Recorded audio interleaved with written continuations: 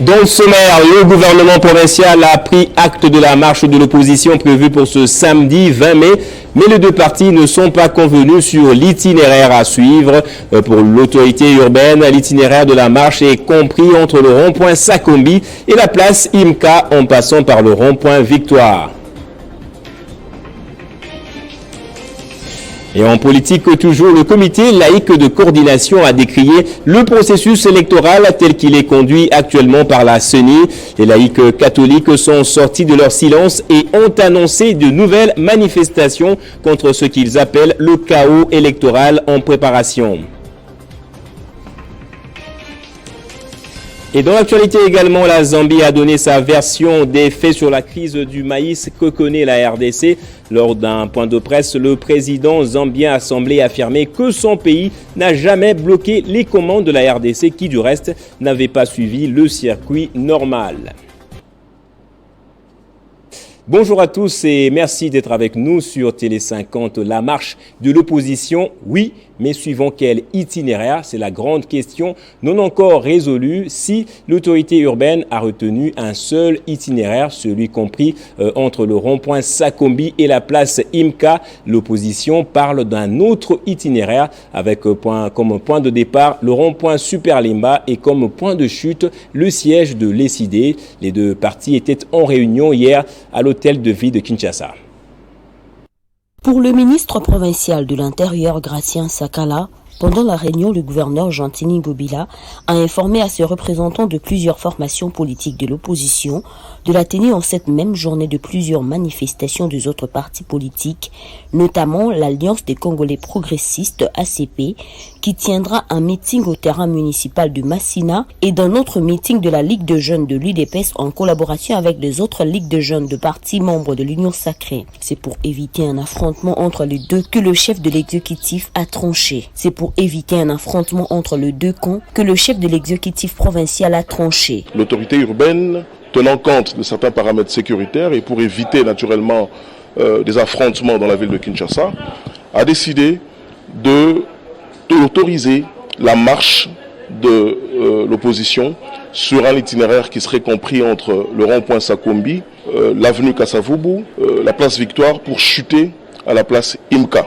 Et que donc, pour pouvoir préserver la paix et l'ordre public dans la capitale, il a donc dû séparer des itinéraires qui ont été donnés. Au lieu des deux itinéraires qui étaient initialement prévus, nous avons fusionné les deux en un seul itinéraire.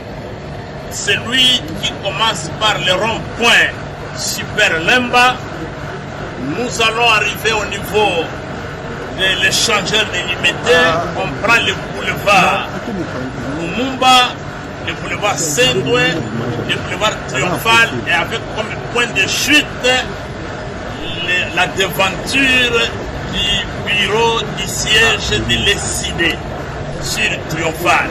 Il est également important de noter que pendant la réunion, l'autorité urbaine a insisté sur la discipline et la responsabilité de chacune des organisations politiques, a rappelé le ministre provincial de l'Intérieur, qui a exhorté chacun des leaders à encadrer ses militants afin d'éviter tout acte de vandalisme et préserver l'ordre public.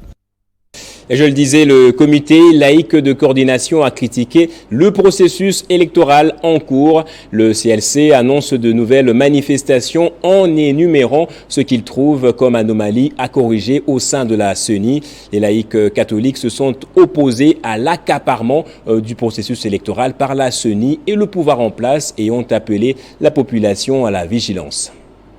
Après avoir marqué leur présence en première ligne aux différentes manifestations politiques de 2016-2018, l'organisation de laïcs catholiques revient à la charge cette année et promet de nouvelles manifestations. Elle dit faire entendre l'exigence du peuple souverain lors de la tenue des élections de 2023. Au cours d'une conférence de presse, hier jeudi à Kinshasa, qui s'est sanctionnée par un communiqué rendu public, le CLC a énuméré ce qu'il considère comme anomalie à corriger rapidement dans la Commission électorale nationale indépendante. Faisons allusion au regroupement politique Union sacrée de la nation qui est dirigée par les animateurs de principales institutions du pays. Le CLC accuse les gouvernements de s'être transformés en plateforme électorale au profit de Félix Tshisekedi, l'actuel président de la République. Pour Hervé Diakiessé, les porte-parole du CLC, il s'agit de la désinvolture avec laquelle certains membres de cette institution traitent les questions de neutralité de l'État. Aussi, le CLC a lié sa voix à d'autres organisations qui critiquent la durée et les procédés choisis par la CENI pour organiser l'audit externe du fichier électoral. Pour cette structure catholique, l'effort de 2018 avec l'OIF, en 21 jours, avait mené à extirper 6 millions de faux électeurs. C'est démontre-t-elle comment en 5 jours, un travail sérieux pourra être fait si ce n'est pas un désir des s'auto-certifier. Craignant, dit-il, le pire, le CLC demande à la CENI de mettre en place très rapidement le cadre de concertation avec toutes les parties prenantes pour la désignation d'une instance internationale crédible d'audit du fichier électoral. Et le Premier ministre a, au nom du chef de l'État, présidé jeudi la cérémonie d'ouverture du colloque international sur la justice constitutionnelle et le contentieux électoral au fleuve Congo dans la ville de Kinshasa. Il s'agit en tout cas, selon les dires des responsables judiciaires, d'un cadre scientifique qui devra aider les juges à parfaire leur travail dans la justice constitutionnelle en RDC. Ces assises, organisées par la Cour constitutionnelle, parrainées par le président de la République, Félix-Antoine Tshisekedi Tshilombo, réunira en son sein plusieurs personnalités et chercheurs du monde juridique et aussi des acteurs politiques du pays et de l'étranger. Dans son mot d'ouverture, le Premier ministre Jean-Michel Sama-Lukonde a rassuré au président de la Cour constitutionnelle, Dieudonné Kamuleta, de l'accompagnement du gouvernement pour assurer la réussite de ses travaux. C'est l'occasion pour moi de remercier et de féliciter le président de la Cour constitutionnelle pour cette initiative. Et je le rassure de l'accompagnement du gouvernement de la République dans la réussite de ces présentes assises. Par la même occasion, je rends hommage aux partenaires locaux et internationaux qui ont contribué à la préparation de ces travaux. Et je souhaite, étant un pays en plein processus électoral, et ce après 3 cycles électoraux, les assises arrivent à point nommé et constituent une bonne base pour le contentieux à venir. De son côté, la ministre de la Justice, Rose Mutombo, a rendu un grand hommage au gouvernement de la République et a témoigné sa gratitude au chef de l'État pour son engagement pour la consolidation de l'État de droit, son soutien indéfectible au corps judiciaire et son appui pour l'amélioration de la distribution en République démocratique du Congo. Par ailleurs, le président de la Cour constitutionnelle, Dieudonné Kamuleta, a affirmé que le but de la tenue des présentes assises est de mettre en évidence le rôle et la place de la justice constitutionnelle dans une démocratie de l'État de droit. Et dans le même jeudi, Sama-Lukonde a présidé dans son cabinet de travail une réunion de sécurité entre la MONUSCO et le gouvernement. Au menu des échanges, la réévaluation du plan de transition conjoint sur le retrait de la MONUSCO et étudier les mécanismes de la réconfiguration de cette mission des Nations Unies en RDC. La réévaluation du plan de transition pour le retrait de la MONUSCO était au centre d'une importante réunion de sécurité tenue entre le gouvernement et la mission onusienne, réunion présidée par le Premier ministre Jean-Michel Sama-Lukonde Kyenge. Pour Bintou Keïta, représentante spéciale du secrétaire général de l'ONU en RDC qui a fait le point de cette réunion, il en ressort que les deux parties se sont accordées pour que désormais leur communication soit harmonisée. Nous nous sommes mis d'accord sur la manière dont nous allons avancer ensemble pour que la communication désormais puisse être une communication harmonisée entre le gouvernement de la RDC et aussi les Nations Unies et la MONUSCO en particulier. Le ministre de la Communication et Médias, Patrick Mouyaya, estime de son côté que ce désir du départ de la MONUSCO a été accéléré à la demande de la population congolaise, particulièrement celle de l'Est de la République, à la suite de quelques événements survenus en juillet 2022. La MONUSCO a le mandat de protéger les civils qui rencontrent le mandat des forces armées de la République démocratique du Congo. Il a été convenu à la suite de cette réunion plusieurs autres réunions entre le ministre et sectoriel pour qu'on s'assure que dans chaque domaine retenu, il y a une harmonisation et que le travail s'est fait de manière conjointe pour rencontrer la volonté exprimée par le président de la République. On prépare cette réunion de sécurité. Le vice-premier ministre, ministre de l'Intérieur, Sécurité et Affaires coutumières, Peter Kazadi Kankonde, la ministre de la Justice, Rose Mutombo, celle du Plan, Judith Souminois, le ministre des Affaires étrangères, Christophe Lutundula, ainsi que le ministre des Droits humains, Fabrice Pouila, et les autres services de sécurité. Et dans l'Est de la RDC, le nouveau commandant de la force régionale de l'EAC, le général de division Afazar Moutouri Kyugu, a officiellement pris ses fonctions à Goma. La mission du nouveau commandant est de faire respecter la feuille de route de Luanda et de Nairobi, notamment en ce qui concerne le désarmement du M23. Le nouveau commandant de la force régionale EAC, le général Afazar Moutouri, prend officiellement ses fonctions dans un contexte très tendu entre la République démocratique du Congo et l'EAC. Kinshasa accuse la force régionale de ne pas combattre les M23, d'être en complicité avec le soutien du Rwanda. Et Kinshasa est en train de tout faire pour couper toute relation avec l'EAC. C'est la deuxième fois que ces hauts officiers de l'armée kenyane apportent une vaste expérience dans le leadership militaire, commandement et la gestion des opérations de soutien de la paix dans la région. Entre 2003 et 2004, il a été déployé en tant qu'officier du désarmement, de la démobilisation, des réintégrations et du rapatriement avec l'ONU dans l'est de la RDC. Il a été aussi officier des liaisons pour la défense à la mission permanente du Kenya auprès de l'ONU à New York. À Goma, pour une mission de paix dans le cadre de l'EAC, il a été reçu par les commandants adjoints de la force régionale, le général des brigades Emmanuel Kaputa et le général des brigades Ndorari Ngonia Grégoire, le chef d'état-major, le général brigade Michael Kibouye. Pour le nouveau commandant, l'EAC a franchi des étapes importantes depuis son déploiement en novembre 2022, notamment la protection des civils et le soutien humanitaire dans les zones d'opération des contingents. À cet effet, renseignent les services de communication de l'EAC, le nouveau commandant de la force a ordonné aux contingents d'opérer conformément à l'accord sur les statuts des forces et aux règles d'engagement et leur a conseillé à continuer à revoir les tactiques conformément à la dynamique des changements des missions afin de rester efficace dans les efforts de la paix et de stabilité en cours. Dans cette même option, le nouveau commandant de la force régionale a imploré tout le monde à maintenir l'objectif de rester concentré et de poursuivre les efforts afin de s'assurer que l'M23 se retire des zones qu'il occupe auparavant vers les localités désignées conformément à la feuille de route de Luanda. Pour combien de temps le général Afazar Moutouri exercera-t-il ses fonctions puisque fin juin, le mandat de l'EAC prendra fin et la République démocratique du Congo devra évaluer son action sur terrain pour un éventuel prolongement. Et le président de l'Assemblée nationale appelle au dialogue afin de mettre fin à l'insécurité dans le Grand Bandundu et dans la commune de Maluku à Kinshasa. Christophe Mbosso a invité la milice appelée Mobondo à déposer les armes avant d'annoncer la convocation d'une réunion entre les élus de Kinshasa et ceux du Bandundu. On l'écoute dans ses propos recueillis par Kaboya Dikins. Migration, les communautés lésées. Alors, pour cela, honorables députés, chers collègues, lisons très bien nos textes de loi.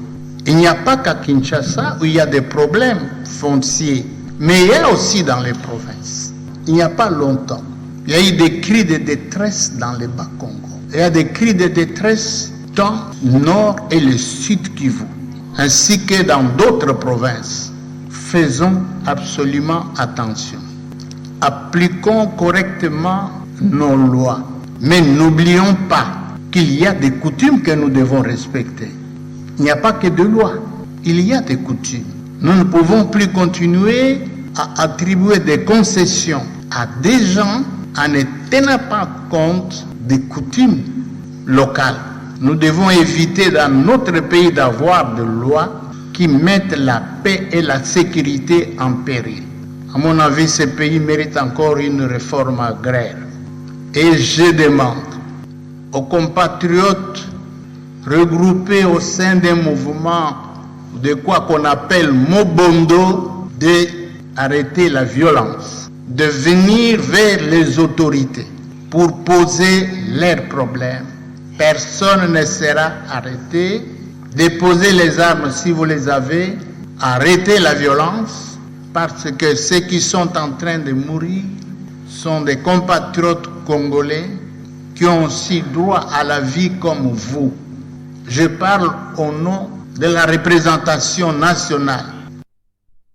Et on va parler de la crise du maïs à présent. Le président zambien a encouragé la RDC à suivre le circuit officiel pour la commande de maïs, car pour ce dernier, il n'y a jamais eu jusqu'avant la mission ministérielle des commandes officielles de farine de maïs de la part du gouvernement congolais. Hakainde Hichilema a fait sa mise au point lors de ce qui semble être une conférence de presse. Avec cette nouvelle précision, la thèse d'une main noire semble maintenant écartée. La Zambie a réagi. Si le maïs n'a pas été livré, c'est peut-être parce que la RDC n'avait pas suivi le circuit recommandé. Pourtant, après sa mission officielle en Afrique australe, la délégation gouvernementale de la RDC soutenait bec et ongle que les commandes congolaises faites en Zambie avaient été bloquées. Vital Kamerhe avait carrément dit « La Zambie nous a refusé la farine de maïs ». Devant ses ministres et la presse de son pays, le président zambien attribue pourtant cette crise à la RDC. Jusqu'avant la mission ministérielle, il n'y a jamais eu des commandes officielles de farine de maïs de la part du gouvernement de la RDC. Aucun paiement n'a jamais été fait par le circuit officiel requis, a-t-il dit. We've asked our neighbors who are short of food to say, place an order on us formally. Place an order. And we negotiate, then we go to our farmers, please. Le président zambien a évoqué également le problème de blocage de marchandises transitant de la Zambie vers le Congo. Hakainde Hichilema attribue ce blocage au fait que la RDC n'a pas respecté ses engagements de garder la frontière ouverte 24 heures sur 24. Par conséquent, il y a de très longues files d'attente et de retard à la frontière. La frontière du côté de la RDC n'étant ouverte que quelques heures par jour. Et en société, direction commune de Ndjili à Tchangou, la prestigieuse avenue Kimbuta se trouve dans un état déplorable et carrément impraticable. Pourtant, cette avenue relie la commune de Ndjili à celle de Kimbanseke. Comme toujours, les usagers du tronçon ont tiré la sonnette d'alarme auprès des autorités du pays. Hérité Tamboa les avait rencontrés. Il faut circuler à Kinshasa pour bien comprendre la réalité de l'état de ces routes. À ces jours, ce problème est quasi partout, faute d'entretien des routes principales qui occasionnent parfois des terribles embouteillages dans certains coins de la ville. La grande avenue dans la commune d'Ndjili nommée couloir Kimbuta, la seule voie en raccourci qui relie Ndjili et Kimbanseke, perd petit à petit son image à cause du délabrement très avancé dans son tronçon compris entre la station du croisement boulevard Lumumba et Kimbuta, passant par l'université Révérend Kim à la station du marché Mangobo. Sur les longs du macadam, vous y trouverez d'énormes trous qui se créent et cela conduit à la disparition du macadam. Le trafic est menacé. Nos autorités ne voient pas qu'elles gaspillent parfois beaucoup d'argent pour construire des routes qui ne tiennent pas pendant longtemps. Après 1 ou 2 ans, nous ne vivons que la même réalité avec nos routes. Prenons l'exemple de Mariano. Depuis que Mobutu l'avait construit, cette route-là ne pose pas problème parce qu'elle a été bien bétonnée.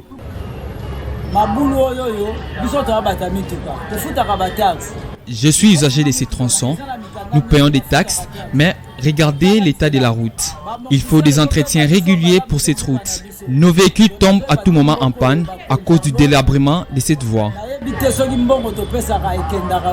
Certains observateurs interrogés à ces sujets ont fustigé l'attitude des autorités compétentes face à ces problèmes des routes qui est à l'origine des nombreux embouteillages pourtant évitables. Ils estiment que ces autorités attendent de voir s'aggraver les mal pour tenter d'apporter des solutions appropriées.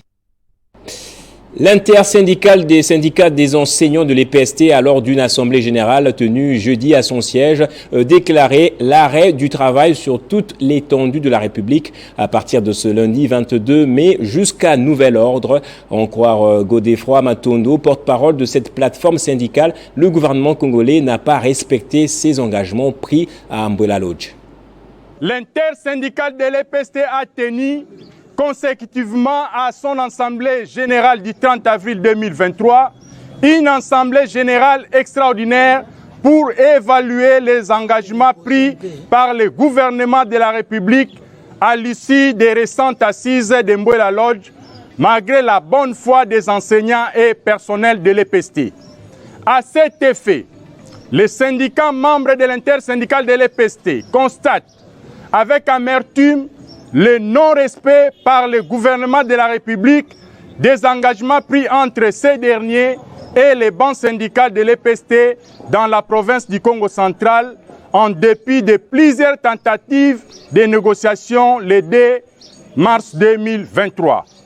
De ce qui précède, l'intersyndicale de l'EPST décide de l'arrêt du travail sur toute l'étendue de la République dès ce lundi 22 mai 2023 jusqu'à nouvel ordre. Sur ce point précis, l'intersyndicale de l'EPST invite tous les enseignants et les personnels œuvrant dans les écoles, à l'inspection, dans tous les bureaux gestionnaires et ceux des services centraux de l'EPST, d'observer cette décision syndicale dans leurs services respectifs. Ainsi, invitons tous les parents à garder leurs enfants à la maison. Et en politique, une nouvelle fois, le parti politique Avenir du Congo, ACO en sigle, a organisé le 17 mai dernier un panel de renforcement des capacités de ces jeunes sur la gestion de la chose publique avec comme thème le leadership des causes. Ce parti cher à l'ambassadeur Dani Banza Maloba veut en cette année électorale préparer une jeunesse responsable pour la bonne gouvernance. Fournir aux institutions de la République des cadres compétents et des responsables de société dignes de ce nom, tel était l'essence de l'atelier sur le renforcement de capacités des jeunes du parti Avenir du Congo sur la gestion de la chose publique. Le logo des activités a été donné par le CGA en charge de la mobilisation et implantation, le professeur Aimé Kassongo, qui représentait le président national du parti, Dani Banza Maloba. Devant une jeunesse motivée, les différents panélistes ont exposé sur différents thèmes afin d'amener la jeunesse de l'ACO à la bonne gouvernance, dont le premier conseiller principal du Premier ministre, Tony Moulongo, a développé le thème « La jeunesse de l'avenir du Congo face à l'entrepreneuriat » et le CG. Aimé Kassongo a penché sur la jeunesse de l'ACO face aux défis de la conception d'une administration publique de valeur. Pour le secrétaire permanent de l'ACO, Alain Salanga, son parti politique prépare sa jeunesse à travers cet atelier. Les jeunes aspirent au pouvoir. Nous sommes dans une année électorale. Nous voulons avoir des cadres, des responsables d'entreprises, des sociétés qui sont dignes de ce nom. Des responsables qui ne seront pas des amateurs qui arrivent aux affaires et qui commencent avant qu'ils sortent. Ils doivent être déjà préparés par rapport à ça. Cette activité a été organisée en collaboration avec l'Interfédération de Kinshasa et l'association Fachi Progrès, affiliée à l'Avenir du Congo, pendant des séances d'adhésion massive organisées par le président interfédéral Jansi Mansoua sous l'impulsion du président national Dani Banza Maloba. Rachida Lydia, présidente de la Ligue des femmes de la NOJEC, parti politique membre de la plateforme de l'opposition républicaine, l'ADIPRO, s'est entretenue avec une centaine de femmes venues des avenues du quartier Sinkine à Bandalungwa. Cette activité rentre dans le cadre d'une vaste campagne d'adhésion de masse. C'est une descente de sensibilisation et de la redynamisation du parti qu'a effectué Rachida Lydia, présidente de la Ligue des femmes de la NOJEC au quartier Sinkine dans la commune de Bandalungwa. Sur place, elle a échangé avec une centaine de mamans dont l'objectif de faire adhérer ces dernières au parti. Après une brillante exposée sur la présentation de la nouvelle génération pour l'émergence du Congo, Rachida Lydia a lancé un message de sensibilisation. Elle ne jure que sur le bon fonctionnement du parti. Parce que si personne ne se battra pour nous. Donc là, nous les mamans, nous devons nous battre. Et si on veut se battre, parce que nous voulons mériter. Si on voit la femme, on voit directement la confiance. C'est pourquoi je suis venu les booster pour accueillir Sabango, que NOJEC a bango besoin pour s'aligner dans l'élection au Ezoya. Tosepeli koyamba maman Rachida. Na molulu na biso, y compris président na biso papa Constant Mutamba, to sepeli na ko soutenir bango na nini na biso ya Nojek biso pe to s'adhérer na kati poto zala soutien fait la force totambola na bango elongwe. Signalons que cette activité s'est clôturée par la remise d'épargne à toutes les mamans qui avaient préparé cette importante réunion du parti organisée par Rachid afin de sceller leur alliance pour un avenir meilleur. Et dans la province du Maniema, 3 fédérations de l'UDPS ont organisé le jeudi dernier une marche de lutte contre l'insécurité grandissante dans la province et une marche de soutien au gouverneur Afani Idrissa Mangala. Ce jeudi 28 mai 2023, les cadres et militants de 3 fédérations de l'UDPS Maniema ont décidé de faire une marche de soutien au gouverneur des provinces Afani Idrissa Mangala, condamné et dénoncé l'insécurité dans la province et montrer leur mécontentement face au plan de liquidation du parti et ses cadres par les opposants et leurs présumés infiltrés au sein de l'Union sacrée de la nation Maniema.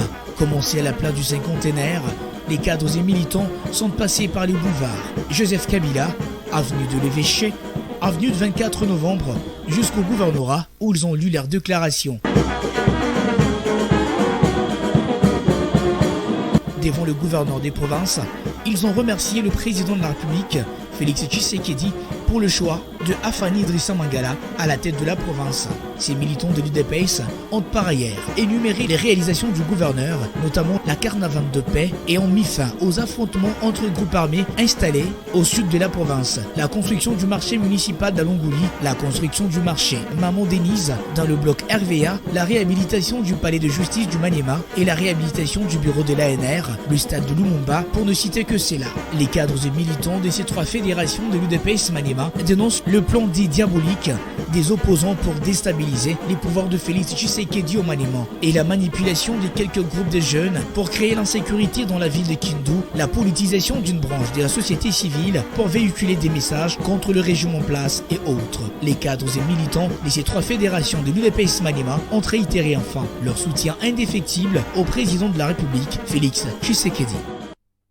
Et dans l'actualité dans le monde à présent, les dirigeants du G7 se réunissent ce vendredi à Hiroshima au Japon pour 3 jours. Le sommet des 7 grandes démocraties industrialisées profitera de l'occasion pour renforcer les sanctions contre la Russie et pour clarifier sa position envers la Chine.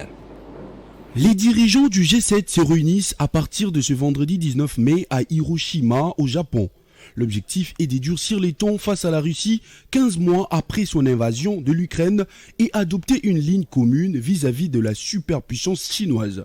Ce sommet réunira les principales démocraties industrialisées telles que les États-Unis, le Japon, l'Allemagne, la France, le Royaume-Uni, l'Italie et le Canada. Pendant 3 jours, ces États aborderont tous les domaines de l'énergie à l'intelligence artificielle, mais l'accent sera mis sur les failles permettant à Moscou d'atténuer l'impact des sanctions du G7 sur son économie. Le chef d'État et des gouvernements devraient se montrer prudents à l'égard de Pékin en affichant d'un côté leur unité sur Taïwan, en voulant rendre les chaînes d'approvisionnement moins dépendantes de la Chine, tout en s'efforçant d'éviter d'attisser les tensions. Selon les responsables nippons, le G7 à Hiroshima devrait aussi faire une déclaration sur les désarmements nucléaires, un sujet cher au premier ministre japonais Fumio Kishida, qui a choisi d'organiser les sommets dans cette ville ravagée le 6 août 1945 par la première bombe atomique de l'histoire, tout en étant son propre fief électoral.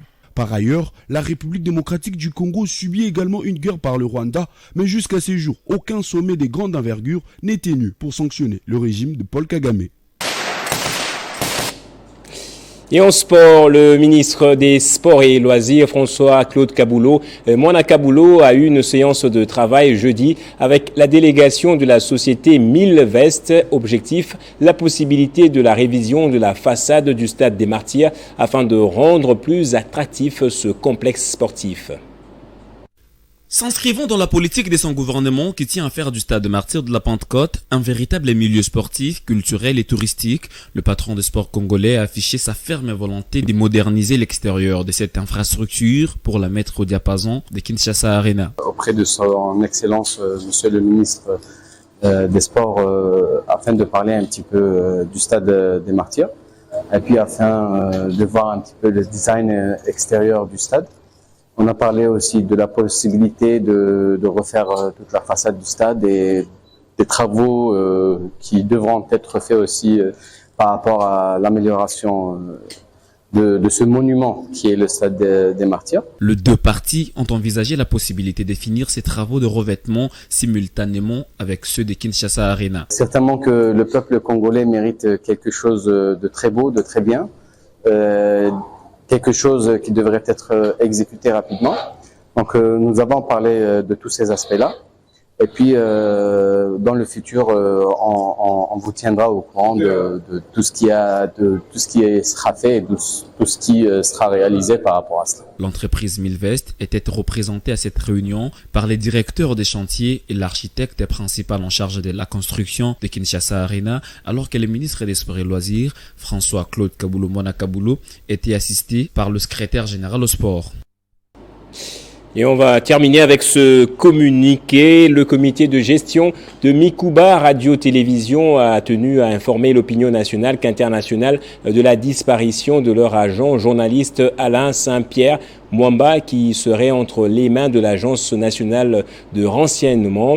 L'administration de Mikuba se dit être engagée à clarifier davantage cette situation dès qu'elle aura des informations certaines sur son directeur des programmes. Place au rappel des titres à présent.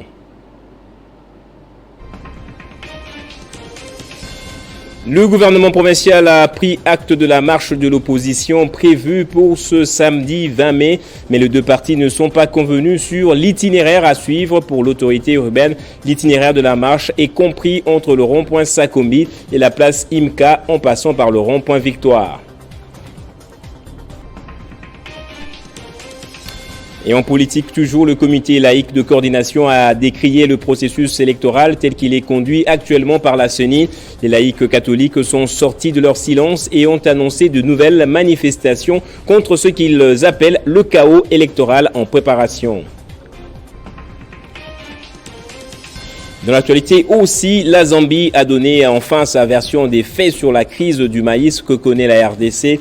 Lors d'un point de presse, le président zambien a semblé affirmer que son pays n'a jamais bloqué les commandes de la RDC qui du reste n'avait pas suivi le circuit requis.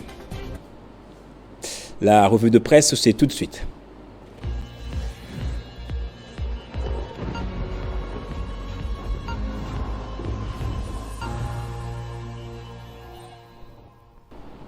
Et nous allons lire les journaux pour ce vendredi avec Moïse Tchamala qui est déjà là. Moïse Tchamala, bienvenue à vous. Merci Gaëtan Kouba-Bouranzi et bonjour à tous ceux qui nous suivent des partout en RDC. Alors vous avez trois sujets. D'abord, samedi 20 mai, Kinshasa va vibrer sous les rythmes des marches. Effectivement, Gaëtan Kouba-Bouranzi, c'est un ouf des soulagements du côté de l'opposition car l'air marche a été autorisé. Mais beaucoup de questions restent au chef de la population. Commençons avec cette une du quotidien Forum des As qui titre l'UDPS, l'ACP et l'opposition dans la rue. C'est samedi.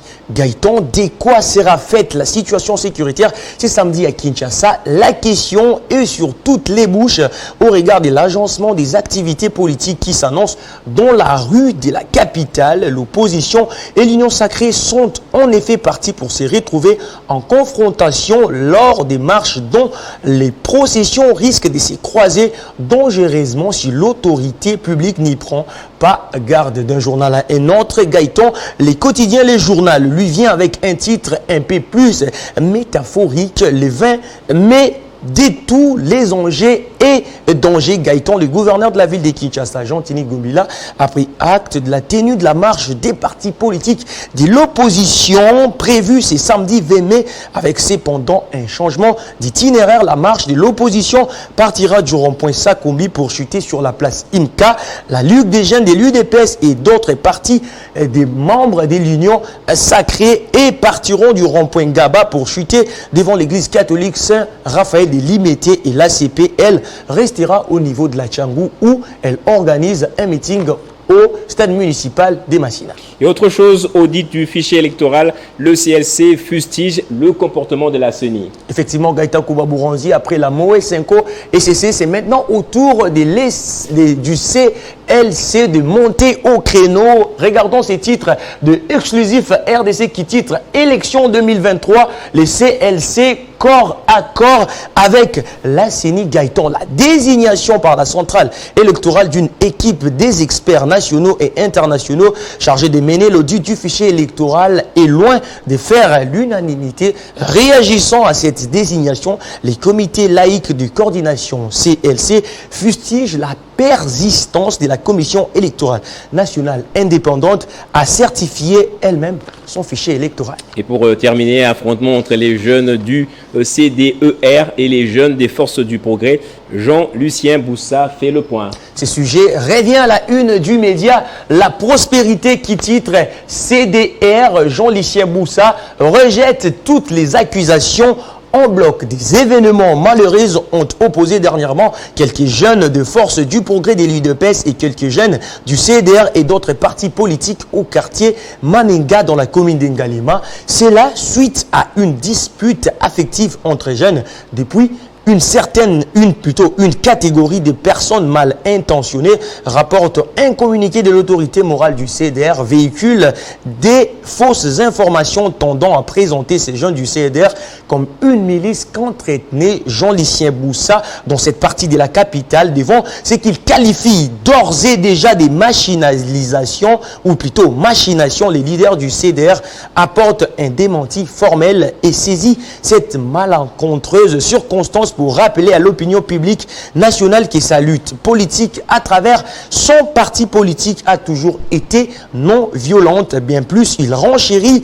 Il n'a jamais été associé à un quelconque mouvement insurrectionnel depuis qu'il s'est engagé dans la vie politique. Merci beaucoup Moïse Tchamala pour cette revue de la presse. C'est moi qui vous remercie Gaëtan Kouba-Bouranzi. Et c'est par ici que se referme ce journal. Merci à vous également de l'avoir suivi.